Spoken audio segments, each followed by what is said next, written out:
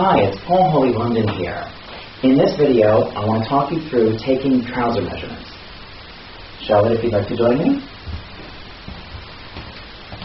Now, when measuring trousers, one of the things that's really useful is to make sure that you're wearing a pair of trousers that are similar in terms of style to the trousers that you would expect me to make for you. So, I'm saying this to distinguish it from wearing jeans, because although I can still get a measurement from jeans, because they fit the body differently to normal trousers, this is why I want you to wear trousers if you expect me to make you trousers. Now, the first measurement that I need is the waist measure, or the measure from where the trousers are going to be sitting on the waist, if it isn't actually on the true waist. Okay. And then the next measurement I will need is a hip measure, and that measurement will go around the broadest part of the leg. And for some people, the broadest part is actually not the hip line, and I will need the hip measurement. If that's the case, I will also need a top hip measure, which is about 4 inches below the waist of trousers. Okay.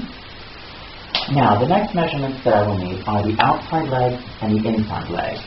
Now, when taking this measure, the outside leg, it's important that you start the tape measure from below the waistband of the trouser.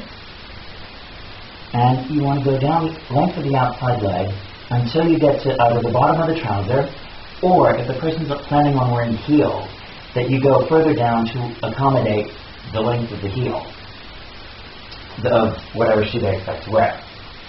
Now, for the inside leg measure, you want to put the tape measure a little bit further, thank you, to where the crotch starts, down the length of the inside leg to either where the trouser finishes, or if the person's expecting to wear heels, that you go down to pretty much where you would expect the trouser to finish, accommodating the length of the heel. Now, the next two measurements that I need, and this determines the shape of the trouser, are the knee and the bottom, okay? The knee measurement is approximately where the knee is. You want to get the length of the trouser at the knee and the length of the trouser at the bottom.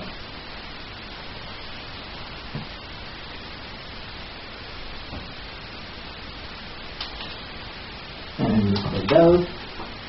Now, the significance of the knee and the bottom will determine the shape of the trouser. For example, if you want a boot cut trouser, which is this shape where it's fairly straight but it flares a little bit at the bottom, then you want a perfectly straight knee to bottom ratio. Because with trousers, the knee will always come in.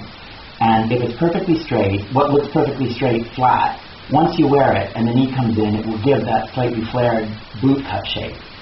If you want a perfectly straight leg, you actually want it wider at the knee. On flat, it will look like it tapers, but because the knee slightly comes in, it will appear to be straight or tapered, depending on what the ratio is from the knee to the bottom. And if you want something flared again, the knee, whatever the knee is, the bottom would either need to be a lot wider or narrower, depending on whether you want it flat, flared or tapered.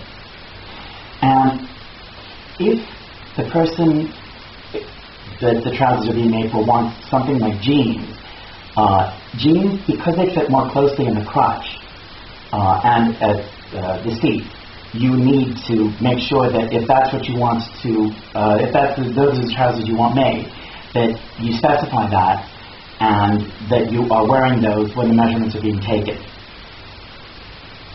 And that's it.